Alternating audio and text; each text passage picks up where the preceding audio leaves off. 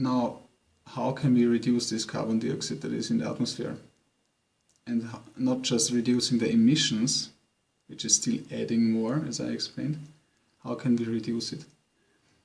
First answer is planting trees, because the more trees we have, the more trees help catching carbon dioxide.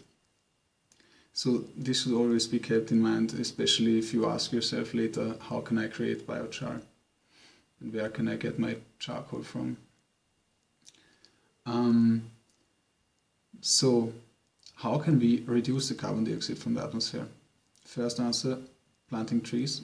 And second, producing biochar. The benefit of producing biochar is that this carbon, which is in a piece of biochar, is in such a shape, in such a condition, that it's almost impossible to be released back into the atmosphere. So that's a big difference to a standard piece of wood, because a piece of wood just takes a couple of years, maybe 50, maybe 100 if you're lucky, and it's digested back, consumed by plants, or exhaled into the atmosphere again as carbon dioxide. But if you compare it to a piece of biochar, this lasts for a few thousand years at least. And even if it will be released then, this is a perfect chance for us to buy time, because time seems to be running out now. Carbon dioxide levels are shooting up, temperature is rising, ice is melting, sea levels are rising, deserts are growing, the space which is available to produce food is getting less and less. People are fighting for food, the war, escaping all these tragedies. So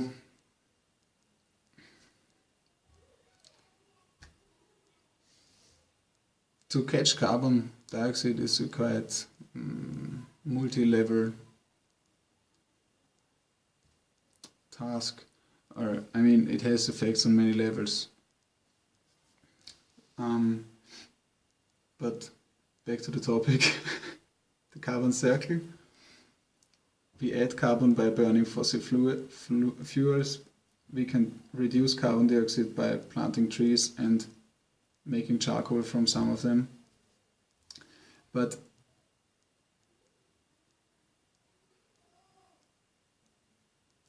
remember, never cut a tree just to produce biochar.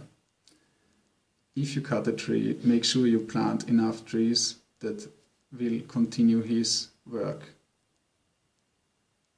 They will continue the work of the missing tree.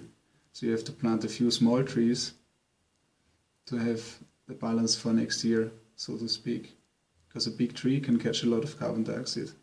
So you need a lot of small trees so they can continue his work if you really have to cut a tree to produce biochar or whatever else.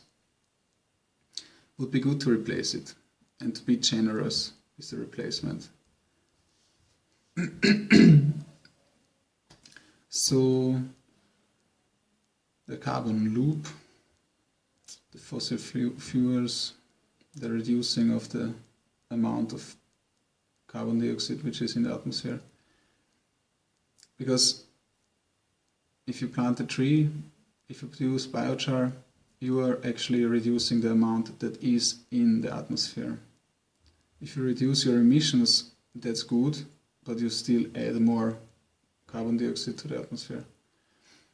And please understand that the tree is our best friend in this challenge, because none of us is able to catch carbon dioxide. We are able to digest sugar and produce carbon dioxide,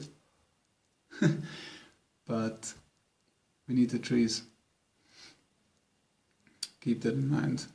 Don't go crazy for producing biochar and destroying forests for this. No. The trees are the partners. They should be respected. So much about the carbon dioxide loop. I think that's all for now.